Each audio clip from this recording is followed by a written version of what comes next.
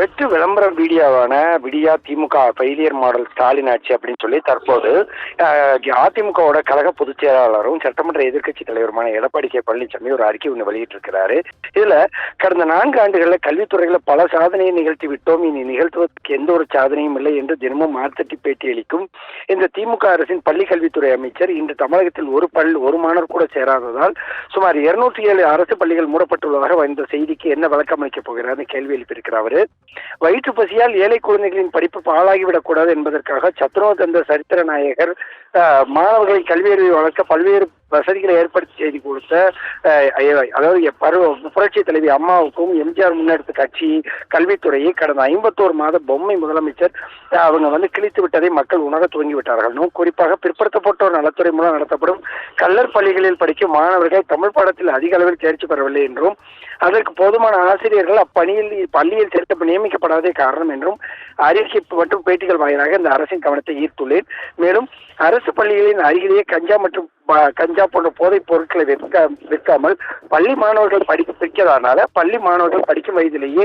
பாதை மாறுகின்ற நிலை பற்றியும் போதைப் பொருட்கள் நடமாட்டத்தை கட்டுப்படுத்த கடும் நடவடிக்கை எடுக்க வேண்டும் என்று இந்த அரசை வலியுறுத்துவதாகவும் தக்க நடவடிக்கை எடுக்காத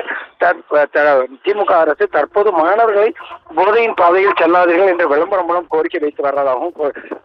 குற்றச்சாட்டு எழுப்பியிருக்கிறாரு. இந்த துறைக்கென்று உள்ள பள்ளிக்கல்வித்துறை அமைச்சர் அவர் உதய ரசிகர் மன்றத்தினர் தலைவராக மட்டுமே செயல்படுவது வெட்கக்கேடானதும் திமுக ஆட்சியாளர்களின் குடும்பத்தினர் நடத்தும் பள்ளிகள் மற்றும் தனியார் நடத்தும் பள்ளிகளை வாழ வைப்பதற்காக தமிழகம் முழுவதும் 207 பள்ளிகளை அரசு பள்ளிகளை மூடும் இந்த ஆட்சி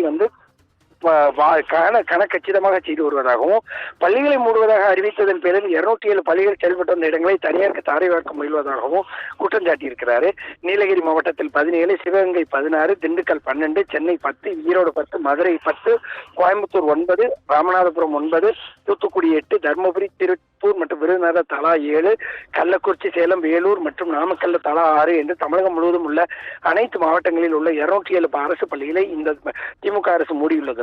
இந்த 207 அரசு பள்ளிகளில் மாணவர்கள் சேர்க்கை இல்லாதால் மூடப்பட்டு வருவதாக நாளிதழ்கள் மற்றும் ஊடக செய்திகள் தெரிவிக்கின்றன குற்றம் சாட்டியிருக்கிறாரு.